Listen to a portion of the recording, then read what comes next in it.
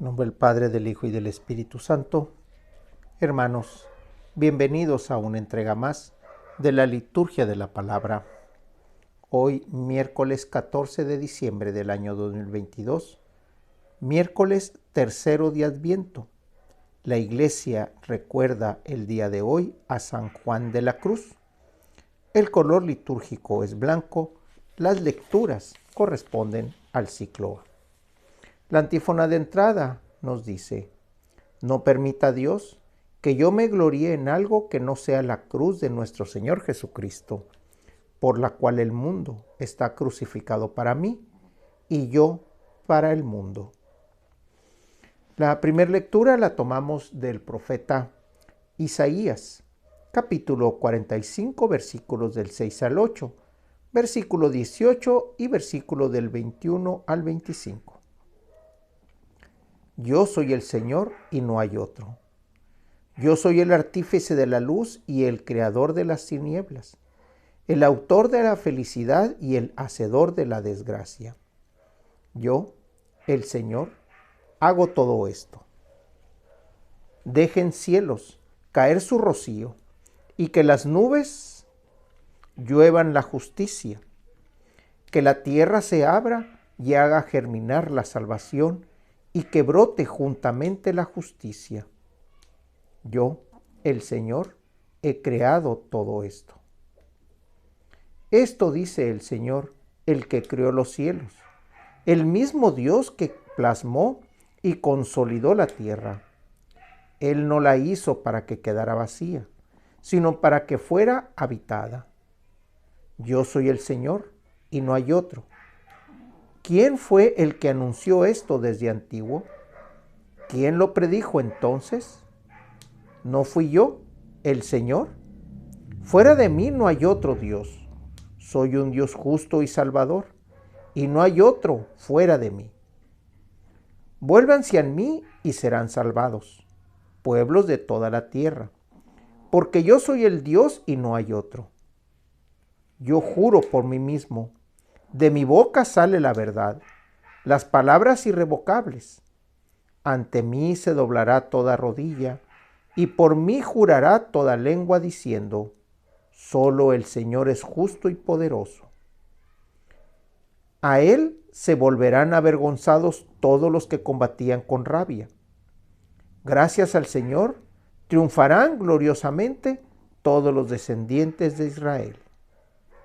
Palabra de Dios. Del Salmo lo tomamos del Salmo 84. Y el responsorio del Salmo nos dice el día de hoy: dejen, cielos, caer su rocío, y que las nubes lluevan al justo. El Evangelio lo tomamos del evangelista Lucas, capítulo 7, versículos del 19 al 23. Juan envió a 2 de sus discípulos a preguntar a Jesús: ¿eres tú el que ha de venir o tenemos que esperar a otro? Cuando llegaron a donde estaba Jesús, le dijeron: Juan el Bautista nos ha mandado a preguntarte si eres tú el que ha de venir o tenemos que esperar a otro. En aquel momento Jesús curó a muchos de varias enfermedades y dolencias y de espíritus malignos, y a muchos ciegos les concedió la vista. Después contestó a los enviados: vayan a contarle a Juan lo que han visto y oído. Los ciegos ven, los cojos andan, los leprosos quedan limpios, los sordos oyen, los muertos resucitan y a los pobres se les anuncia el Evangelio. Dichoso el que no se escandalice de mí. Palabra del Señor. Miércoles, mitad de semana de la de la tercera semana de Adviento, primer semana donde la liturgia nos empieza ya a anunciar al Salvador. Nos empieza a previsualizar lo que ha de venir. Por eso es que el Evangelio de Lucas nos hace esta mención: dichoso el que no se escandalice de mí. En la primera lectura vemos que el profeta Isaías ya estaba haciendo esa mención. Yo soy el Señor y no hay otro. Eso es lo que estaba mencionando. ¿Qué es lo que estaba pasando en el Antiguo Testamento o antes de la venida de Jesús? Los profetas anunciaban, pero el pueblo no entendía qué era el anuncio. El pueblo había hecho una alianza con Dios en el que habían jurado que Dios iba a ser su Dios propiamente y que ellos iban a ser el pueblo de Dios. Y al ser de la propiedad de Dios iban a tener obediencia, iban a tener el seguimiento de las leyes y de los preceptos que Dios les iba a estar dando para hacerlos un pueblo diferente a los demás, un pueblo único, con un Dios que los iba a guiar por la verdad, que los iba a guiar de manera recta y que los iba a hacer florecer y los iba a hacer tan grandes como las arenas del cielo. Esas eran las promesas que se tenían. Pero ¿qué es lo que pasaba? El pueblo constantemente le daba la espalda a Dios, en actitudes, en acciones, en pensamientos, prácticamente en todo. Por eso, en esta primera lectura, Isaías le dice al pueblo: vuélvanse a mí y serán salvados pueblos todos de la tierra.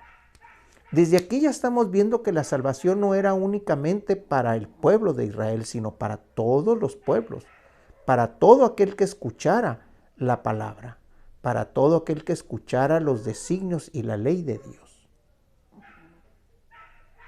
En los primeros versos de esta primera lectura encontramos algo muy interesante, donde dice: yo soy el artífice de la luz y el creador de las tinieblas, el autor de la felicidad y el hacedor de la desgracia. El hacedor de la desgracia. No es que Dios sea el que cause la desgracia, sino es, como dice en el Evangelio de Lucas, dichoso el que no se escandalice del Hijo de Dios. ¿Dónde está la unión entre el Hijo de Dios y el hacedor de las desgracias?